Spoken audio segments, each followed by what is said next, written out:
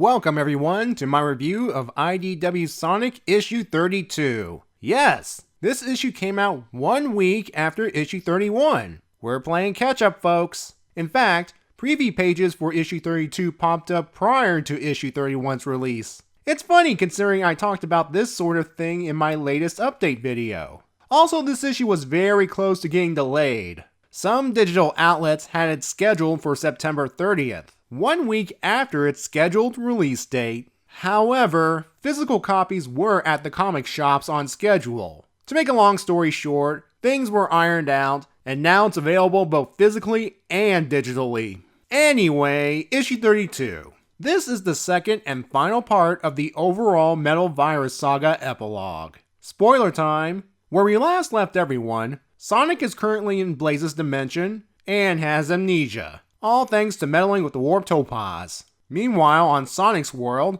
Amy hands over administrative and leadership duties to Jewel, and most of the heroes are dealing with search and rescue before gathering at Tangle's town for a glad to be alive party. Eggman, who wants to deal with Sonic's friends before his inevitable return, crashes the party in a new mech, which, outside of covers, we haven't gotten a good look at until now.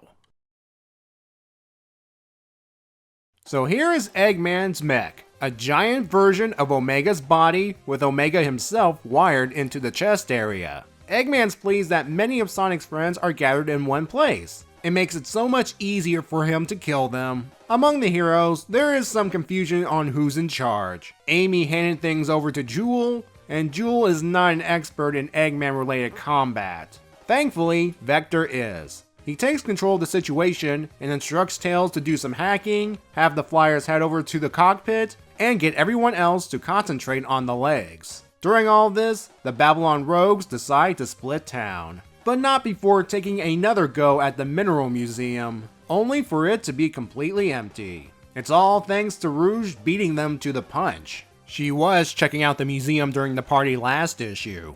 Don't worry, she's using her thievery for good and intends to return the gems after all this is over. Maybe. The fight appears to go badly when Eggman snags Gemerald with more wires and drags him inside the mech, giving it a massive upgrade. This won't last long. Presumably after stashing the gem somewhere safe, Rouge helps Tails hack into the mech and successfully ejects Gemerald from it. Omega proves to be a lot harder since Eggman made sure he's literally part of the mech. Eggman puts a stop to it by personally blasting at them. Tails must have done something, because Omega's personality reactivates, halting the mech in the process. This gives our heroes a chance to do a great deal of damage. Eggman quickly reasserts control of Omega, and thus, the mech. Boy, could our heroes use Sonic's help right now. Back in the Soul Dimension, Sonic, or rather Mr. Needlemouse as he calls himself currently, returns from a run around Blaze's island. Blaze and Gardon bring out something that may help with this mystery: the 7 Soul Emeralds. She uses their power to try and jog Sonic's memories of their past adventures and all the good he's done, and it appears to be working. Once this fiery ritual ends, Sonic is back to normal.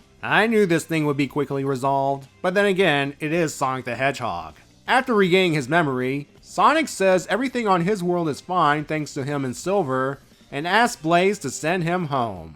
It's that simple really. Though I chalk it up to the Soul Emerald's powers, because Sonic is sent straight into the Eggman battle. Tails tells him about Omega's situation, and Sonic tears into the mech's chest to rip him out. Now freed, Omega gets his revenge by obliterating the mech. However, the attack leaves him falling apart. Again. Eggman's in retreat, cursing Sonic for his return, but declares ruining the party as some sort of victory. Then he goes on about his next plan, yada yada yada, before he flies off. Even Sonic knows this song and dance will repeat itself over and over. Everyone is so excited to see Sonic again, they gather around him in a massive group hug. Celebrations will have to wait though. There's still a matter of putting out the fires. Not to worry, Jewel. Sonic and Tangle are on top of it. At dawn, once everything is alright in Spiral Hill Village, Sonic takes off towards his next adventure, ending the issue.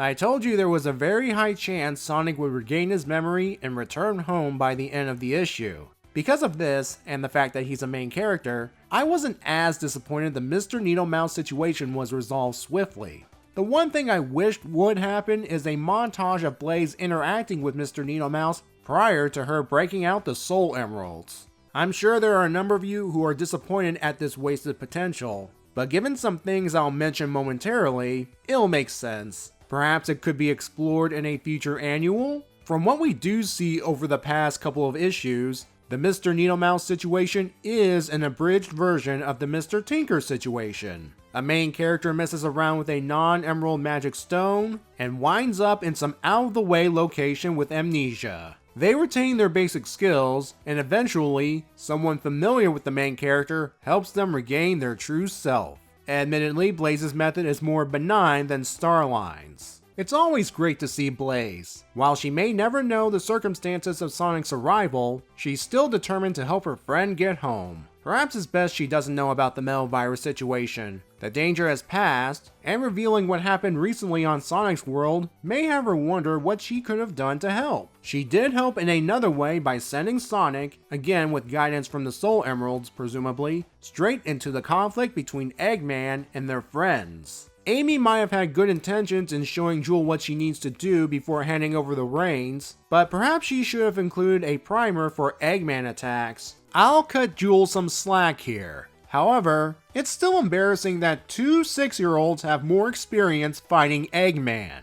If Jewel is going to continue her administration duties, she'll need to expect such things. Not to mention the remaining Zeddy that are still out there. As for Jewel's old position at the Mineral Museum, we never saw the building destroyed, and Rouge prevented the Babylon Rogues' second robbery attempt, so at least her livelihood will be intact. Only time will tell. Props to Vector for quickly assuming leadership of the situation. As a detective and a leader of his own team, he's able to analyze the situation and delegate tasks based on the fighter's skills. Which makes you wonder, why didn't he take over leadership of the restoration? If you think it's because of the Chaotix, they could have benefited from the additional resources and manpower. With the base currently wrecked, they could construct a new one behind their house. Sadly, this will never happen because they need to keep some sort of status quo, and me saying this means it's a fan idea, and taking fan ideas is considered a no-no. Legal issues and all that. I'm guessing the status quo is the reason Amy relinquished her leadership duties in favor of going back to helping through adventuring. For the record, I did like her tenure as restoration leader, even if it became too stressful for her. I have to applaud our heroes for giving it their all.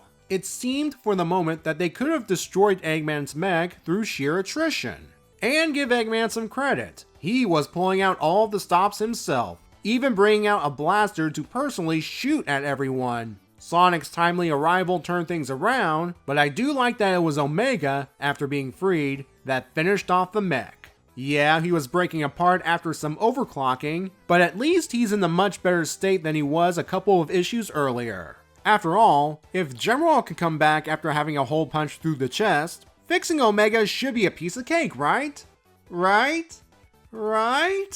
This two-parter was made to bring some normalcy back into Sonic's world. I am including the Eggman attack because at this point, it's a Wednesday for these guys. There's some meta humor throughout, like Sonic being aware of the never-ending conflict between him and Eggman, the fact that Spiral Hill Village was under attack again, and then there's this reference that's truly bizarre. An okay epilogue overall. This issue is important in another way, and this is where the behind-the-scenes stuff comes in. This is the final issue written by Ian Flynn as the sole head writer. Note my choice of words. He's not leaving IDW Sonic completely. The upcoming Bad Guys miniseries is written by him, but as for the main book, starting next issue, there will be a new head writer, Evan Stanley. This is why I think stuff like the Mr. Needle Mouse plot thread ended quickly. Ian wanted to make sure Evan gets a somewhat clean slate when she takes over. I'm always open to new writers on this book, as I've said previously, and Evan has proven herself thanks to her work on the 2019 and 2020 annual.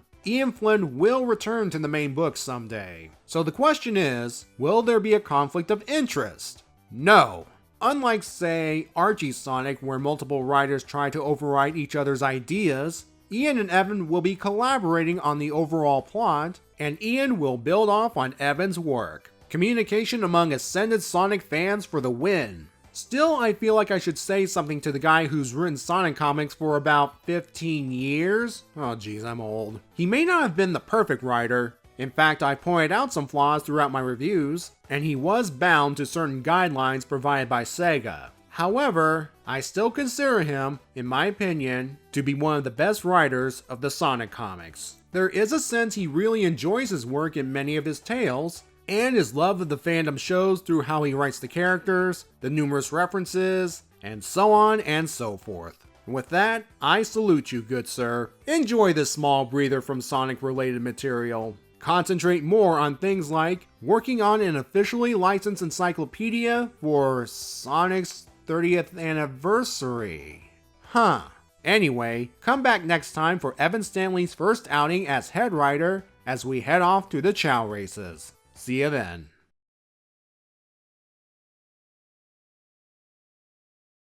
Sonic, why did you say you got your memory back like that? This can, will, and have unfortunate implications in internet land.